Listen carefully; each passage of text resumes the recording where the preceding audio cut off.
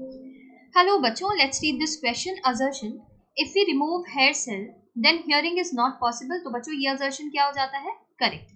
Okay, यहाँ पर ये जो आप स्ट्रक्चर देख रहे हैं ये कॉक्लिया का स्ट्रक्चर है. आप जानते हैं कॉक्लिया कॉइल स्ट्रक्चर है, इनर ईयर में मिल रहा है, बट यहाँ पर आपको समझाने के लिए कुछ इस तरीके से बनाया गया है ये स्ट्रक्चर.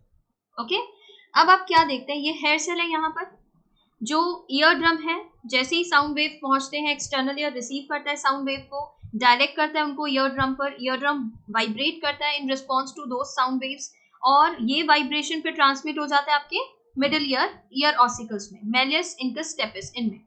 ठीक है, जो स्टेपिस होता है यहाँ पर दिखा देते हैं. स्टेपिस इस तरीके से कनेक्टेड रहता है ओवल विंडो से. ये स्टेपिस है, ओवल विंडो से कनेक्टेड है.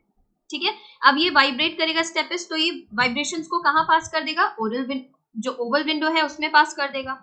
और यहाँ पर फ्लूइड फिल्ड रहेगा. यहाँ पर स्केला वेस्टिबुलाई है और ये स्केला टिम्पेनी है, बीच में स्केला मीडिया है, इसमें फ्लूइड फिल्ड है. स्केला वेस्टिबुलाई और टिम्पेनी में पेरिलिम्फ मिल रहा है और स्केला मीडिया में एंडोलिम्फ मिल रहा है. ये फ्लूइड भी वाइब्रेट करेगा. ठीक है, फ्लूइड वाइब्रेट करेगा तो ये मेम्ब्रेन्स भी वाइब्रेट करते नजर आएंगे. स्केला वेस्टिबुलाई के जो बेस है और जो लोअर मेम्ब्रेन है उसको रेसोनर्स मेम्ब्रेन बोल देते हैं, और जो स्केला टिम्पेनी का रूफ बना रहा है उस मेम्ब्रेन को बेसिलर मेम्ब्रेन कह देते हैं. ठीक है, बेसिलर मेम्ब्रेन कह देते हैं. मूवमेंट मिलेगा आपको बेसिलर मेम्ब्रेन में. और यहाँ पर जो हेयर सेल प्रेजेंट है ना, ये दिख रहे हैं, स्टीरियोसीलिया बनाए हैं ये हेयर सेल जो प्रेजेंट है, ये हेयर सेल क्या करेंगे? बेंड हो जाएंगे.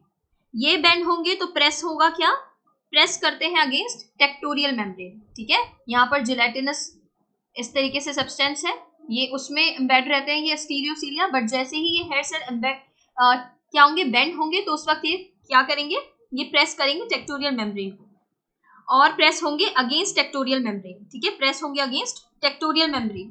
तो यहाँ पर नर्व इम्पल्स जनरेट हो जाती है, और नर्व इम्पल्स जनरेट होगी एसोसिएटेड एफरेंट न्यूरॉन.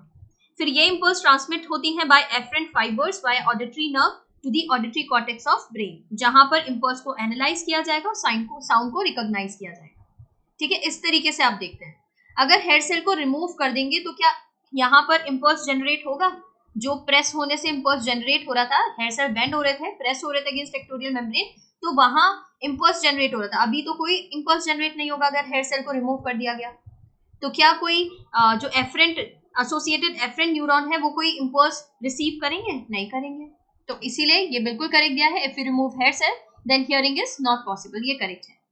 रीजन में दिया है movement of basilar membrane bend the hair cell against tectorial membrane to generate nerve impulse. ये करेक्ट दिया है बच्चों.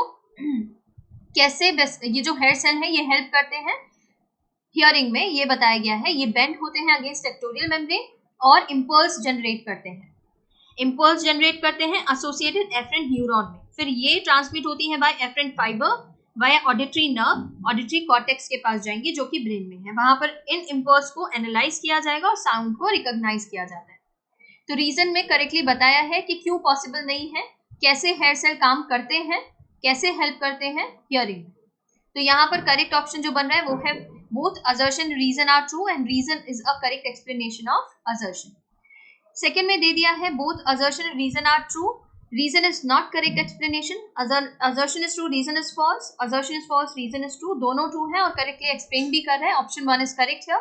इसके regarding information NCERT page number 327 पर given है. Thank you.